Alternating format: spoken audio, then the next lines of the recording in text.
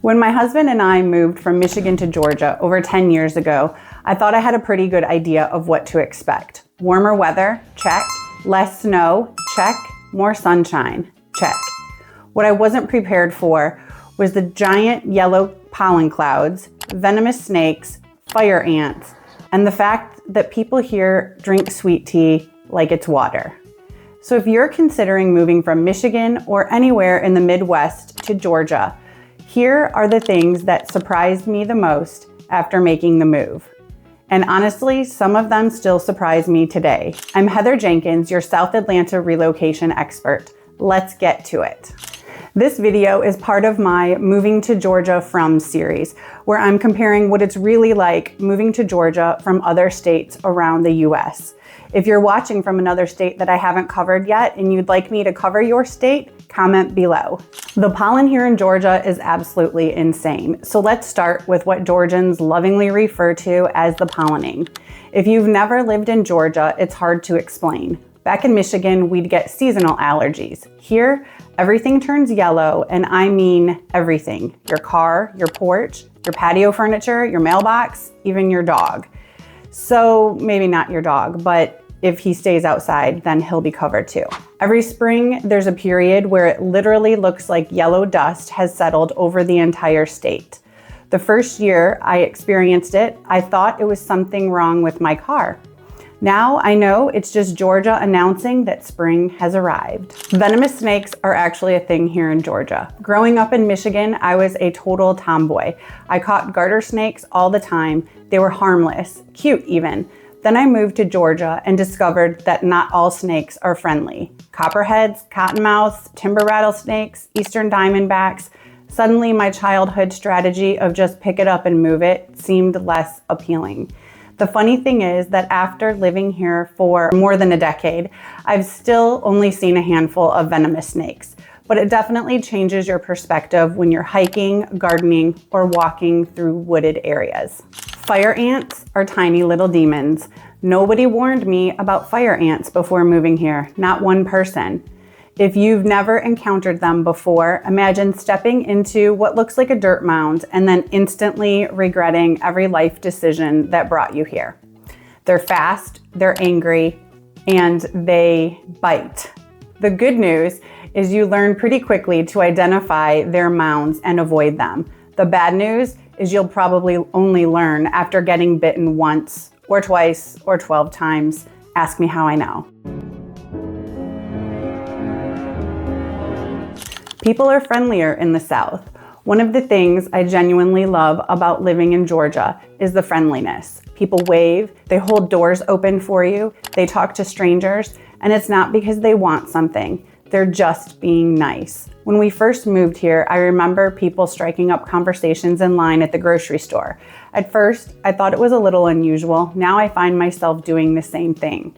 The sense of community is one of the reasons we've stayed. It's also one of the things many of my relocating clients mention after they've been here for a few months. Let's talk about sweet tea. When I lived in Michigan, tea was something you drank when you were sick. In Georgia, sweet tea comes with everything. And I quickly discovered that when a restaurant asks tea, they usually mean sweet tea. Not unsweet tea, not hot tea, sweet tea. If you're not prepared, the first sip can be a bit of a surprise. It's practically a dessert. The outdoor season here in Georgia lasts forever. This is one of the biggest benefits of moving south. In Michigan, outdoor activities often revolved around a relatively short warm weather season, or if you were into winter sports, a short winter season. Here in Georgia, you can be outside almost year-round. Sure, July and August are hot, but I can walk, hike, paddleboard, garden, or sit outside comfortably for far more months of the year than I ever could in Michigan. As someone who loves the outdoors, this has been one of the biggest lifestyle improvements. Property taxes were a pleasant surprise. One thing that caught us completely off guard were property taxes. Coming from Michigan, our property taxes were significantly higher than what we found in Georgia. Of course, taxes vary depending on where you live and your home's value, but many people relocating from the Midwest are pleasantly surprised when they compare their tax bills. It's definitely something worth researching when you're comparing housing costs between states. No snow days. Now, before you start laughing, yes, Georgia occasionally gets snow, but nothing like Michigan. I grew up driving through snowstorms, shoveling driveways, scraping ice off windshields, and wearing boots half the year. Now, if you get enough snow to stick, it's basically a community event. Everyone gets excited. The grocery stores sell out of milk and bread and eggs. People must be making a lot of French toast. And the entire state talks about it for a week. It's honestly kind of cute. The homes here in Georgia are much larger for the money. This is probably one thing that shocks many of my relocating clients the most. The amount of house you can get for your money in Georgia is often dramatically different than what buyers are used to in other parts of the country. People moving here from Michigan, New York, California, or even parts of Florida are surprised by the larger homes, bigger yards, newer construction, more outdoor space.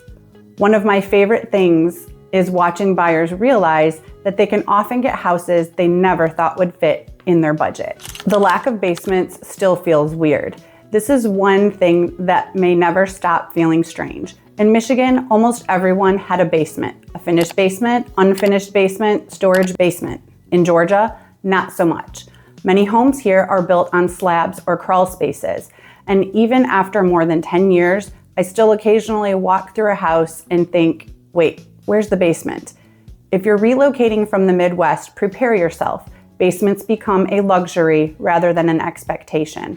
You'll find basements in communities where it's hillier, where the land is more conducive to easily putting a home on a basement, because this Georgia red clay is no joke to try to dig into.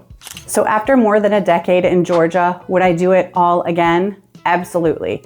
Every place has its quirks. Michigan will always be home to me in many ways, but Georgia has given our family incredible opportunities, amazing friends, longer outdoor season, and community we've grown to love.